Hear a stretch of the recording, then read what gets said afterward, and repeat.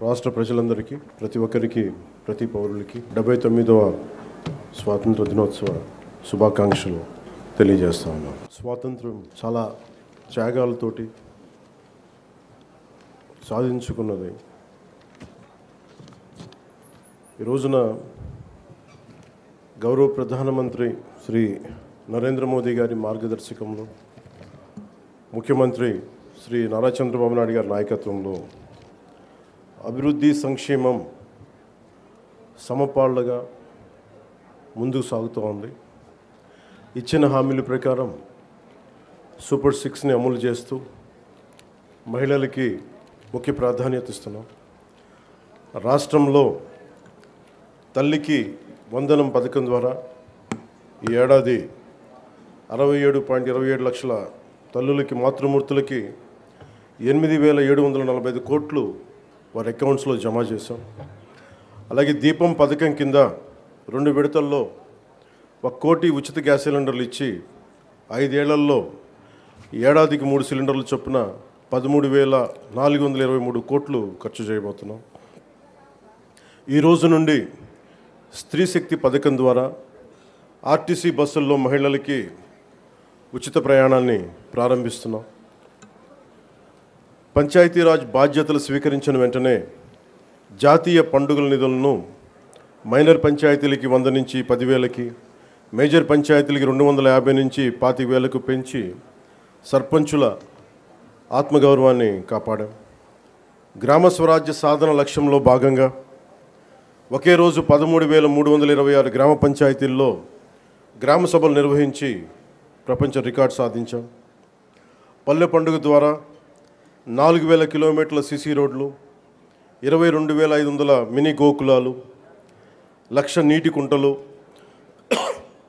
15,000 నీటి తొట్లు పూర్తి చేశాం. పంచాయతీరాజ్ ఇంజనీరింగ్ డిపార్ట్మెంట్ ద్వారా 2,000 కిలోమీటర్ల బీటీ రోడ్లు, 14 కొత్త వంతెనలు నిర్మించాం. గ్రామీణ ఉపాధి హామీ పథకం ద్వారా 75.23 లక్షల ఉపాధి శ్రామికులకు గ్రామాల్లోనే ఉపాధి కల్పించి ప్రమాద పరిహారం 50,000 నుంచి 4 లక్షలకు పెంచాం. అడవి తల్లి బాట కింద కొండ ప్రాంతాల్లో 1,005 కోట్లతోటి 625 గిరిజన గ్రామాలను అనుసంధానిస్తూ 1,069 కిలోమీటర్ల రోడ్ల నిర్మాణానికి ప్రధానమంత్రి జనజాతి ఆదివాసీ న్యాయ మహా అభియాన్ కింద ఉపాధి హామీ పథకం కింద రాష్ట్ర నిధులతోటి శ్రీకారం చుట్టాం. జల్ జీవన్ మిషన్ కింద 5 జిల్లాల్లో 5 కొత్త ప్రాజెక్టులని 7,910 కోట్లతో ప్రారంభించి 1,20,00,000 మందికి 30 ఏళ్ల పాటు తాగునీటి భద్రతని కల్పించబోతున్నాం. అటవీ విస్తీర్ణం 30% నుండి 37% పెంచే లక్ష్యంలో 1,00,00,000 మొక్కలు నాటి వీటిని QR కోడ్లతో ట్రాకింగ్ కూడా ప్రారంభించాం. ఏనుగుల బెడద నివారణకు కర్ణాటక నుంచి కుంకి ఏనుగులని తీసుకొచ్చి విజయవంతంగా ఆపరేషన్లు జరిపాం. ఎకో టూరిజం అభివృద్ధికి అరకులో వుడెన్ బ్రిడ్జ్ నగరవన యోజన కింద 1,122 కోట్లతోటి 61 ప్రాజెక్టులు చేపట్టాం. సైన్స్ అండ్ టెక్నాలజీలో విద్యార్థులకి ఫ్రూగల్ ఇన్నోవేషన్ కింద ప్రోత్సాహకాలు అందించే ప్రణాళికని సిద్ధం చేస్తున్నాం.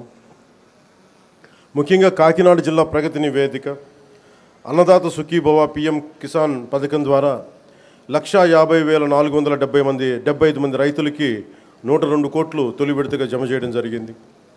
స్త్రీ శక్తి పథకం కింద మహిళలకు 187 ప్రత్యేక బస్సుల్లో ఉచిత ఆర్టీసీ ప్రయాణ పథకం ప్రారంభించడం జరుగుతోంది. తల్లికి వందనం పథకం ద్వారా 2,79,312 మంది విద్యార్థుల తల్లులకు ఖాతాలో ఒక్కొక్కరికి 13,000 రూపాయలు జమ చేయడం జరిగింది. అంతర్జాతీయ యోగా దినోత్సవంలో పాల్గొన్న 5,000 మంది యోగా శిక్షకులు, 8 లక్షల ప్రజలకు అభినందనలు తెలియజేస్తున్నాం. 2,69,148 లబ్ధిదారులకు ప్రతి నెల NTR భరోసా పింఛన్ల కింద 116 కోట్లు పంపిణీ చేయడం జరుగుతుంది. ఉపాధి హామీ పథకం ద్వారా 118.46 కోట్ల వేతనాలు, 93.46 కోట్ల మెటీరియల్ ఖర్చుతోటి గ్రామీణ అభివృద్ధి చేయడం జరుగుతూ ఉంది. గత ఏడాది 107 జాబ్ మేళాల ద్వారా 7,000 మందికి మన కాకినాడలో 7,000 మందికి ఉద్యోగాల అవకాశాలు కల్పించడం జరిగింది. ప్రతి అసెంబ్లీ నియోజకవర్గంలో స్కిల్ హబ్, పార్లమెంట్ పరిధిలో JNTU కాకినాడలో స్కిల్ కాలేజ్ ప్రారంభించడం జరిగింది. మాదక ద్రవ్యాల నివారణకు పాఠశాలలు, కళాశాలల్లో ఈగల్ క్లబ్లు ఏర్పాటు చేయడం జరిగింది. జల్ జీవన్ మిషన్ ద్వారా 497 కోట్ల వ్యయంతో ఇప్పటి వరకు 506 పనులు పూర్తి చేయడం జరిగింది. రోడ్లు భవనాల శాఖ ద్వారా 27 కోట్లతోటి రహదారులు గోతులు పూడ్చడం జరిగింది. గడిచిన ఏడాదిలో పిఠాపురం నియోజకవర్గంలో 308 కోట్లకు పైగా పనులు చేసి దేశంలోనే మోడల్ నియోజకవర్గంగా దాన్ని తీర్చిదిద్దుబోతున్నాం. వచ్చే 4 ఏళ్లలో మరింత ప్రగతికి కట్టుబడి ఉన్నామని మీ అందరికీ తెలియజేసుకుంటా ఉన్నాం. ఇంత అభివృద్ధిని మనం సాధించగలిగామంటే ప్రతిసారి కొన్ని చీకటి రోజులు వస్తాయి ప్రతి ఒక్కరికి. మన రాష్ట్రంలో 2019 నుంచి 2024 వరకు ఒక డార్క్ డేస్. బ్రిటిష్ వాళ్ళు ఎలా పరిపాలించారో, బ్రిటిష్ వాళ్ళు దేశాన్ని ఎలా కబంధ హస్తాల్లో పెట్టుకున్నారో మన రాష్ట్రం కూడా అలాంటి కబంధ హస్తాలు పెట్టుకున్నప్పుడు స్వాతంత్ర సమరయోధుల స్ఫూర్తితోటి ఒకటే ఎదుర్కొన్నాం. బ్రిటిష్ వాళ్ళు నేర్పించి వెళ్ళిపోయింది మనకి డివైడ్ అండ్ రూల్, మనల్ని విభజించండి పాలించండి అని. కానీ ఎలా మన కూటమి ప్రభుత్వం మన స్వాతంత్ర సమరయోధుల స్ఫూర్తితోటి యునైటెడ్ అండ్ రూల్, కలిసి ఉందాం, కలిసి పాలన చేద్దాం, ఇదే కూటమి ప్రభుత్వం తాలూకు ముఖ్య ఉద్దేశం. ఈ స్ఫూర్తిని మేము స్వాతంత్ర సమరయోధుల పోరాట స్ఫూర్తిని నుంచి మేము తీసుకున్నది. ప్రతి ఒక్కరికి స్కూల్ పిల్లలకు కానీ పెద్దవాళ్ళకి కానీ ఆగస్టు 15న ఒక ఆనవాయితీగా కాకుండా దీన్ని మనం గుండె లోతుల నుంచి చేసుకోవాల్సిన అవసరం చాలా ఉంది. దీనికి వెనకాల ఎంత కష్టపడ్డారు నేను ట్వీట్ కూడా చేశాను.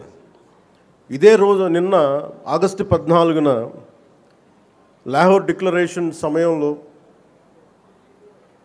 దేశ విభజన జరుగుతున్నప్పుడు కరెక్ట్గా ఒక 9 నెలల ముందు, సంవత్సరం ముందు దేశ విభజన జరుగుతున్నప్పుడు లాహోర్ కూడా పాకిస్తాన్లోకి వెళ్ళిపోద్ది అని తెలియదు ఎవరికి.